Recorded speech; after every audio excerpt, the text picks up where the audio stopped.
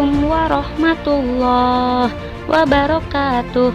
Halo anak-anak kelas 3 yang soleh-solehah. Bagaimana kabar kalian hari ini? Alhamdulillah, luar biasa. Allahu Akbar, Allahu Akbar. Yes, bertemu lagi dengan bulan. Pagi ini pastikan kalian sudah sarapan, sholat duha, ngaji qiraati dan hafalan tahfiz. Dan satu lagi, pastikan kalian sudah menyiapkan buku tematik kalian dan alat tulis yang lainnya. Anak-anak soleh-solehah, mari kita mulai pembelajaran hari ini dengan membaca basmalah. Bismillahirrohmanirrohim. Jika di antara kalian ada yang berhalangan mengikuti pembelajaran hari ini, segera konfirmasi ke Bulan dan Pak Bahrul ya. Anak-anak soleh-solehah, di pembelajaran sebelumnya kalian sudah mengetahui tentang sumber energi. Hari ini Bulan akan membahas tema 6, subtema 1 pembelajaran ketiga, yaitu tentang jenis dan manfaat energi. Anak-anak soleh-solehah, tujuan dari pembelajaran kita hari ini yang pertama, dapat menceritakan kembali secara tertulis informasi pada teks tentang jenis sumber energi. Yang kedua, dapat mengidentifikasi jenis-jenis satuan waktu dalam kehidupan sehari-hari. Anak-anak soleh-solehah, matahari merupakan sumber energi utama di bumi.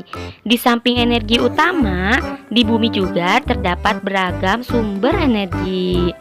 Segala bentuk kegiatan yang kita lakukan sehari-hari membutuhkan energi.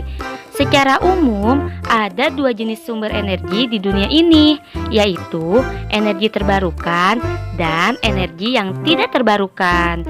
Contoh energi yang dapat diperbaharui adalah air, angin, dan sumber energi lainnya yang jumlahnya melimpah. Sedangkan contoh energi yang tidak dapat diperbaharui adalah minyak bumi, gas alam, dan batu bara. Fungsi keduanya sangat penting untuk menunjang kehidupan manusia. Perabot rumah tangga tidak akan berfungsi jika tidak ada listrik. Energi ini dapat diciptakan melalui pengolahan air, angin, dan sebagainya. Berikut ini jenis dan beberapa manfaat energi yang sering kita temui sehari-hari. Yang pertama, matahari. Matahari memiliki peran yang penting dalam kehidupan di bumi. Tak hanya bagi manusia saja, tanaman juga membutuhkan cahaya untuk melakukan fotosintesis. Energi panas yang dihasilkan dapat mempermudah pekerjaan sehari-hari, seperti untuk menjemur pakaian.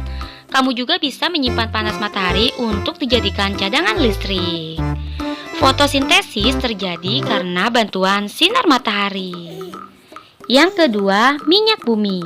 Sumber energi ini harus diolah terlebih dahulu sebelum dimanfaatkan untuk tenaga penggerak kendaraan bermotor.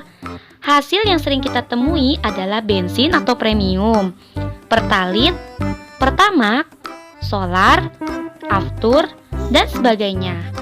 Kendaraan bermotor tidak dapat berjalan jika tidak menggunakan bahan ini. Karena jumlahnya semakin hari kian terbatas, maka harus dilakukan penghematan. Industri otomotif kini mulai menggunakan inovasi agar mesin kendaraan lebih irit bahan bakar. Yang ketiga, air. Pemanfaatan sumber energi air ini cukup luas, salah satunya sebagai penggerak kincir. Dari sinilah aliran listrik didapatkan atau yang sering disebut dengan pembangkit listrik tenaga air atau PLTA.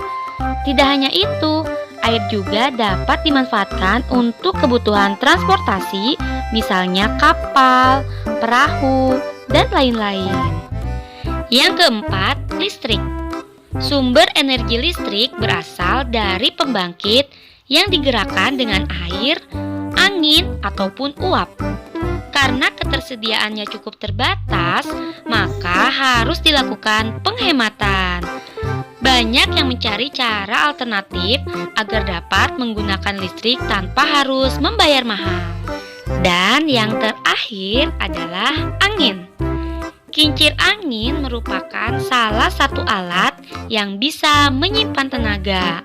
Penggeraknya adalah angin, sehingga simpanan energi semakin besar. Tidak hanya itu, angin juga dimanfaatkan oleh nelayan untuk mencari ikan di tengah laut dan saat pulang ke daratan. Tenaga angin merupakan jenis energi terbarukan yang jumlahnya cukup melimpah di bumi. Alat untuk mengukur kecepatan angin adalah anemometer digital.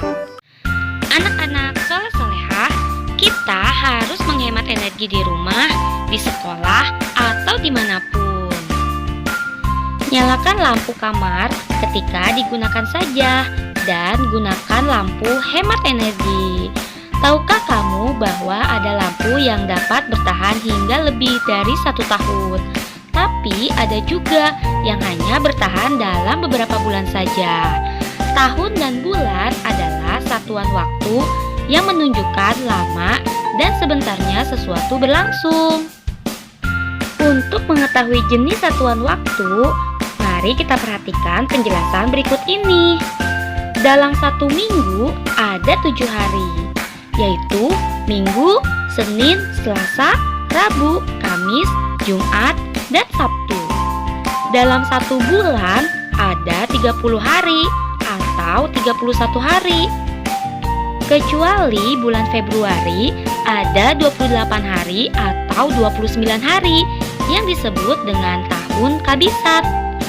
Dalam 1 tahun ada 12 bulan, yaitu Januari, Februari, Maret, April, Mei, Juni, dan seterusnya.